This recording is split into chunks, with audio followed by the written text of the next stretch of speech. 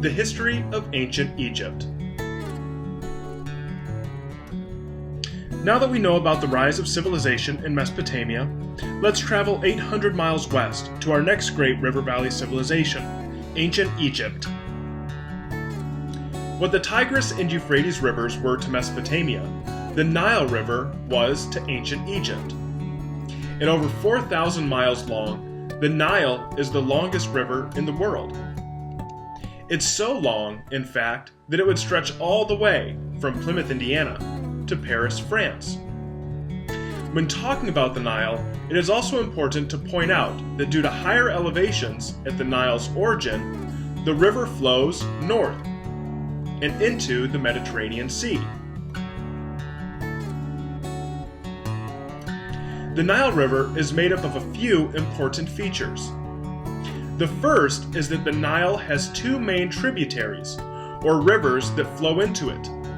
They are the White Nile and the Blue Nile.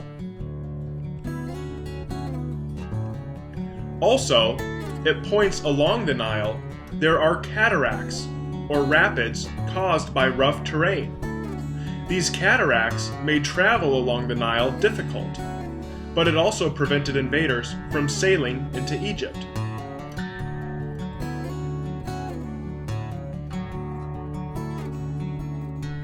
And lastly, the Nile divides into several branches near the Mediterranean Sea, forming a delta, a triangle-shaped area of land made from soil deposited by a river. The Nile Delta is home to Egypt's most fertile farmland. Egypt is located in the desert climate, with most places receiving less than 1 inch of rain all year. Locations farther south of Egypt, like in the Ethiopian highlands, however, received a great deal of rain. Every year, flooding would occur along the Nile, including its tributaries, and water would wash over Egypt. Farmers, like farmers in Mesopotamia, depended on annual floods to provide the region with rich soil called silt. Without these floods, Egypt would have never developed into the great civilization that it became. The history of ancient Egypt is also similar to the story of Mesopotamia, with hunter-gatherers moving into the region and learning to farm, and communities developing irrigation and achieving a food surplus. In addition to a stable food supply, Egypt's location offered another advantage. Natural barriers like deserts to the east, west, and south, large bodies of water to the north and east, and cataracts along the Nile protected Egypt from invasion.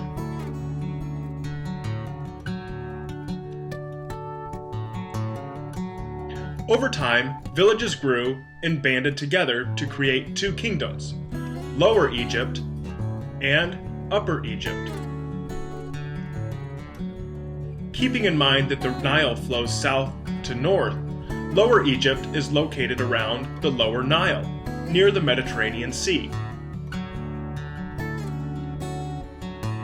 Each kingdom had its own capital city and ruler, and for centuries, Egyptians referred to their country as two lands.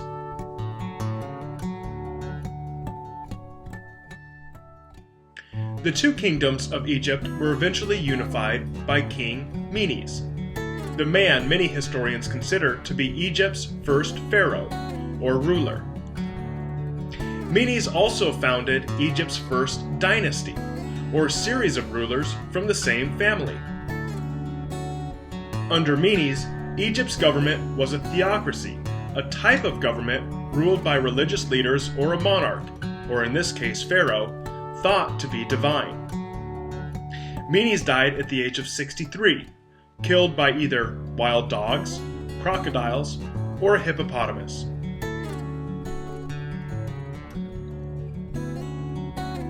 Now let's take a look at what you need to know. When we talk about ancient Egypt, what river should come to mind?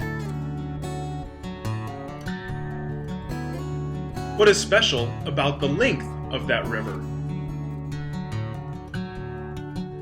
What way does that river flow? What are the two main tributaries of that river? Where would you find Egypt's most fertile farmland? What are a few similarities between ancient Egypt and Mesopotamia? What is a pharaoh? What is a dynasty?